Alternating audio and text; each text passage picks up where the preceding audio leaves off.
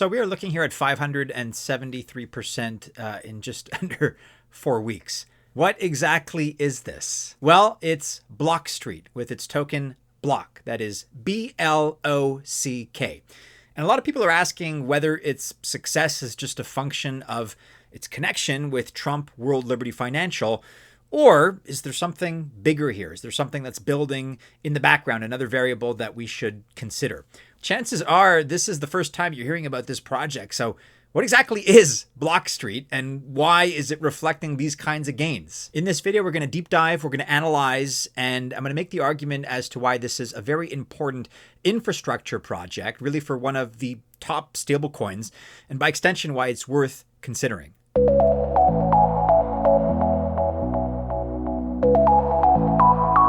Welcome to the channel. My name is Maddie, and this is Altcoin Buzz. TGIF, and all the best of luck if you choose to invest. I wish you well. But just remember, I am not a financial or investment advisor, nor is this video official financial or investment advice. All right, to kick off here, this was a couple of years ago, just for your information, but it's also one of the best explanations of stablecoins that I've seen personally.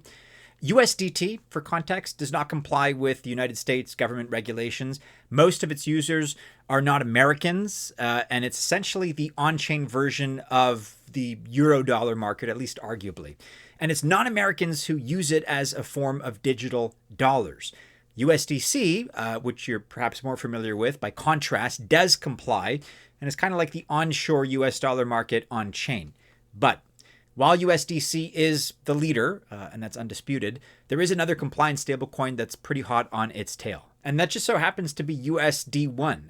USD1's issuer is World Liberty Financial. That is WLFI, wealthy, Trump affiliated, of course. It's got $2.2 billion in market cap, or just under that right now as I record, most of which is available on BNB chain. USD1 is also on Ethereum and on Tron, and USD1 covers many of the basics of fiat collateral-backed coins, stating that it holds dollars as well, by the way, as short-term US treasuries in its custody. USD1 is also currently, believe it or not, the number 7 stablecoin by market cap. And that's a metric that's changing pretty quickly. As we saw, it's up over 500% in the last month. So it is rapidly gaining ground on some of the other more familiar names. So that's kind of the 10,000 foot overview. Now that we've seen what USD1 is and a little bit of what it does, we're going to take a look at Blockstreet, which provides some pretty vital infrastructure and support for USD1. As you have seen these last few days and these last few weeks, we've been talking about slowly unveiling a new project that we're very proud of here at Altcoin Buzz.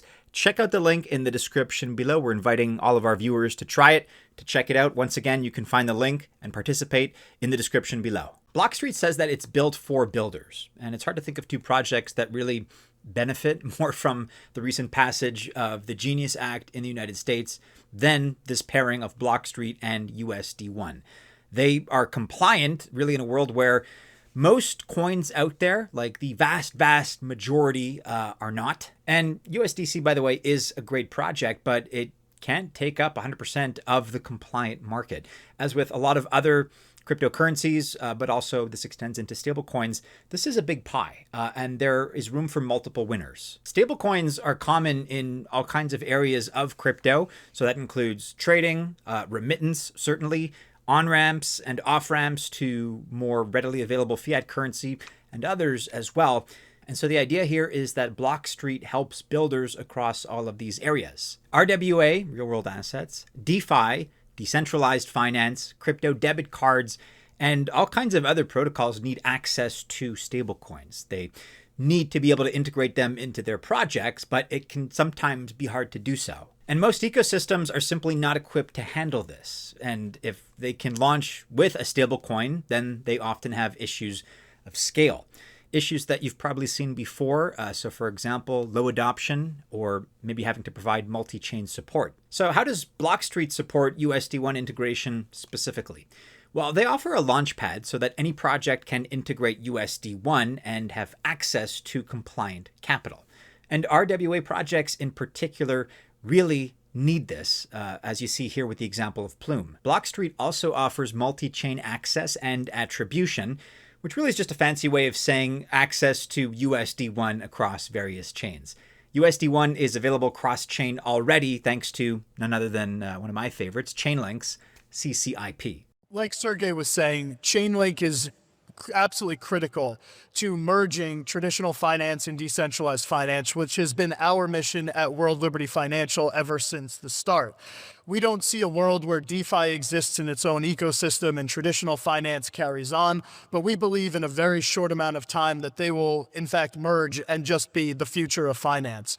So to that end, World Liberty Financial, our USD1 token, is now bridgeable across chain, thanks to the incredible people at CCIP, which have enabled this cross-chain compatibility. Currently, yeah. But that doesn't mean that projects can easily track and monitor which chain has however many tokens or users. It also doesn't mean the project can prevent fragmented liquidity. This is a constant issue in the world of DeFi. That is because money bridges over to a chain and then effectively becomes stuck there. Blockstreet coordinates USD1 activity across all chains. So the project using USD1 gets most out of it, and so too does its users. Blockstreet also helps big time with adoption issues, because as new projects with USD1 launch, they're going to have issues scaling, as all new projects do. And so Blockstreet builds for so-called the last mile, meaning if a project launches on Polygon, for example, but sees that its best potential partner happens to be on Avalanche, well, Blockstreet can solve this problem. Or maybe movement of money in an off-ramp between USD1 and a national bank for a card issuer.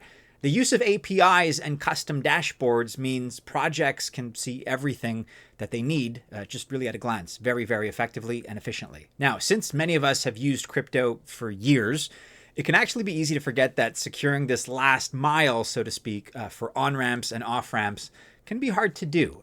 There's a certain bias that we have if we're familiar with this space, but it's a bit of a hurdle for somebody that's a newbie. That's because it can be full of compliance issues and coordination with TradFi that often most crypto projects just don't want to deal with. They don't want to bother with that. But with Blockstreet, you integrate once and then you're ready to go to market and do so bridge free across chains. Let's discuss the Block token now, BLOCK. Like I said, this launched less than a month ago and it's doing pretty well. What you get with the Block token is access to real USD1 growth, access to growth without the risk of investing in the stablecoin issuer. Currently, we see 47% or 470 million out of 1 billion tokens are in circulation, which for a project of this age, being very young, is very good. The price right now is about 24 cents, which gives us a market cap of about $116 million. So this one fits in pretty squarely into that mid-cap altcoin category, which is a pretty good place to search for growth opportunities. Tokenomics look, like I said, okay, although vesting periods are on the short side of 6 to 9 months. So, that's something to watch out for. Look, with Block, again, BLOCK, you can bet on stablecoin growth and more projects using and adopting them worldwide by buying the token. And if you're optimistic like I am, you probably feel that thanks to the Genius Act, that full-scale adoption really is just beginning.